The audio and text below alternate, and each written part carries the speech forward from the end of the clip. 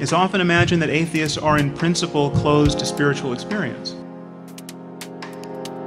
But the truth is, there's nothing that prevents an atheist from experiencing self-transcending love,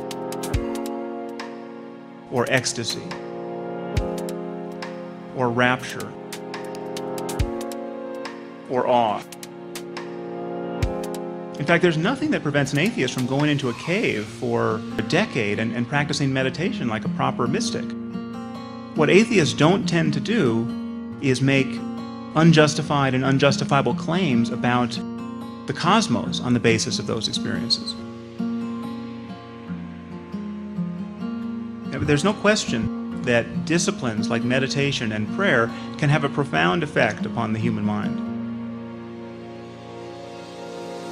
I think there's a place for the sacred in our lives, and I think there's a usefulness to seeking profundity as a matter of our attention. Sure. And I still use words like spiritual and mystical. People have self-transcending experiences, and people have the best day of their life where everything seems, they seemed at one with nature. Sure. Clearly, people have extraordinary experiences.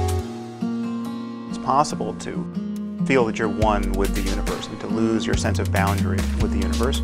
It's possible to have really wonderful oceanic experiences of consciousness, experiences that seem like just pure consciousness, where sense data fall away and it just seems like you are consciousness prior to anything else showing up in terms of the character of your experience. I think we have to make a really clear distinction between describing the character of one's experience and making claims about the way the cosmos is. You have to be very slow to extrapolate from what you experience in the darkness of your closed eyes to what is true of the nature of the universe. Do the positive experiences of, say, Christian mystics over the ages suggest that Jesus is the sole savior of humanity? Not even remotely.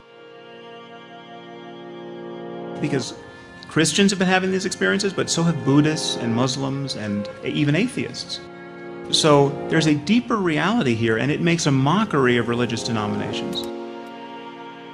The fact is that whenever human beings make an honest effort to get at the truth, they reliably transcend the accidents of their birth and upbringing. Just as it would be absurd to speak about Christian physics, though the Christians invented physics. And it would be absurd to speak about Muslim algebra, though the Muslims invented algebra. It will one day be absurd to speak about Christian or Muslim ethics or spirituality. If spiritual means I love my kids, I've experienced a beautiful sunset, I'm in awe at the beauty of nature. When Einstein says that it's a miracle that the laws of nature are rationally intelligible and they're mathematically beautiful, this whole picture of awe and wonder that scientists can attest to, if that's spirituality, well then I'm spiritual too, and there's really nothing left out. There is something left out. That is not what a mystic, a real mystic or contemplative experiences after his 10th year in the cave doing nothing but meditate. And that is not the highest possibility of human consciousness being attested to by all of the religiously confused people over the ages who have talked about being one with the universe. There's a spectrum of experience that we have to acknowledge that many, many millions of people have experienced. Experience, for instance, like self-transcending love. Experiencing love of a sort that makes no sense unless you have experienced it. So literally knowing that you could love a stranger, someone you have actually no relationship with.